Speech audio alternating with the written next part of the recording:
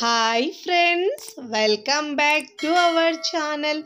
ఈరోజు మన కిచెన్లో మంచి ఆరోగ్యకరమైన పల్లీలు వేసి గోరుచిక్కుడుకాయ ఫ్రైని చూపించబోతున్నానండి. గోరుచిక్కుడుకాయ పల్లీలు వేసి చాలా రుచిగా చాలా చాలా బాగుంటుందండి. పల్లీలు వేస్తే చపాతీ, రైస్, పుల్కాలోకి చాలా రుచిగా ఉంటుందండి. ఇలా గనక మీరు గోరుచిక్కుడుకాయ ఒకసారి ఫ్రై చేస్తే వారంలో ఒక్కసారి కంపల్సరీగా ఇష్టపడి తింటారండి. అంత టేస్టీగా ఉంటుందండి. అన్నంలో వేసుకొని తిన్నా కానీ సూపర్గా ఉంటుందండి. మరి ఆలస్యం చేయకుండా చాలా టేస్టీగా ఈ గోరుచిక్కుడుకాయ ఫ్రైని సింపుల్గా టేస్టీగా ఎలా తయారు చేయాలో చూద్దాం రండి. ముందుగా ఇక్కడ నేను 1/2 kg తీసుకున్నానండి. ఇలా పైన నారలు ఉంటాయి, ఇవి కట్ చేసుకొని కింద మీద ఇలా చిన్న ముక్కలుగా కట్ చేసి తీసుకోవాలండి. శుభ్రంగా ఒక 2 సార్లు బాగా వాష్ చేసుకున్న తర్వాత ఇక్కడ నేను ప్రెషర్ కుక్కర్ తీసుకొని దాంట్లో వాష్ చేసుకున్న తర్వాత గోరుచిక్కుడుకాయ దాంట్లో వేసుకోవాలండి. ఇప్పుడు వేసుకున్న తర్వాత దీంట్లో ఉడికించుకోవాలి దీన్ని మనం. ఇప్పుడు దీంట్లో ఇక్కడ నేను 1/4 కప్పు పల్లీలు తీసుకున్నానండి. ఆ పల్లీలో నుంచి ఒక 2 టేబుల్ స్పూన్ల పల్లీలు మనం కుక్కర్లో వేసుకోవాలండి. పల్లీతో పాటు ఉడికించుకోవాలి. చాలా టేస్టీగా ఉంటుందండి తినేటప్పుడైతే. ఇప్పుడు గ్లాసున్నర వాటర్ వేసుకోవాలి.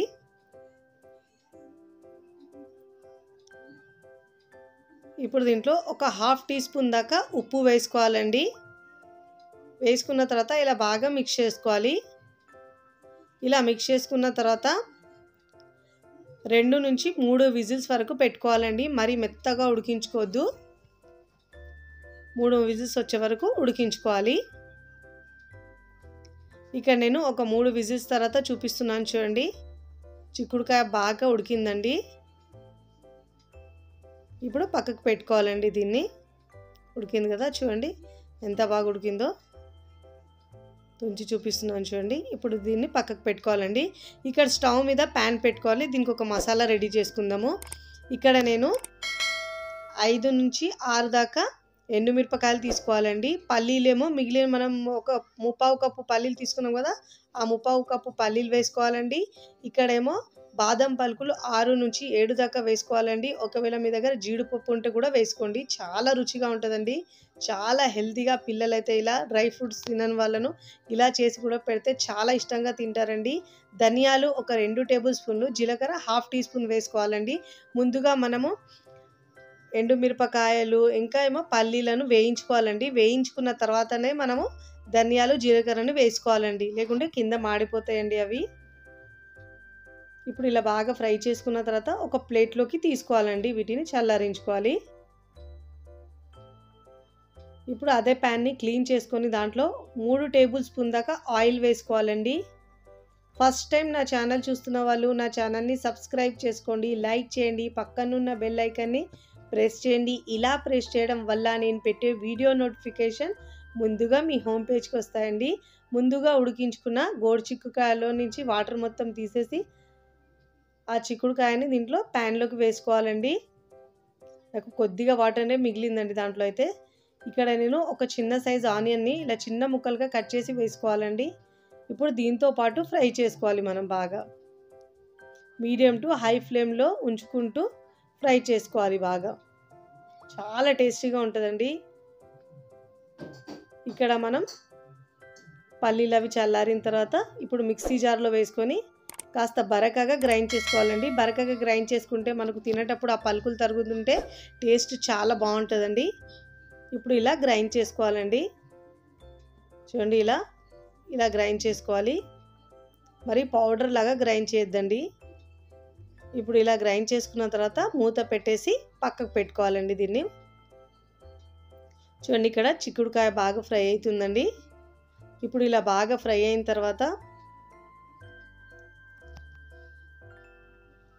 ఇలా కలుపుతూ ఫ్రై చేసుకోవాలండి.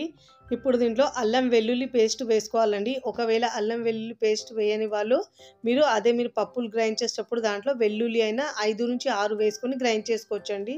నేనైతే ఇక్కడ అల్లం వెల్లుల్లి పేస్ట్ వేసి ఫ్రై చేస్తున్నానండి. దీనివల్ల ఫ్లేవర్ చాలా మంచిగా అనిపిస్తుంది చిక్కుడుకాయకి ఇలా వేసుకుంటే.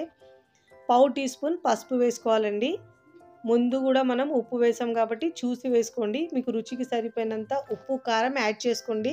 ఇక్కడ నేను కారం ఏమో 1 టీ స్పూన్ దాకా వేస్తున్నానండి. ఎందుకంటే ఎండుమిరపకాయల్లో కూడా కారం ఉంటది కాబట్టి మీరు ఒకవేళ స్పైసీగా తినాలనుకునే వాళ్ళు ఒక 2 టీ స్పూన్ దాకా అయినా వేసుకోవచ్చండి.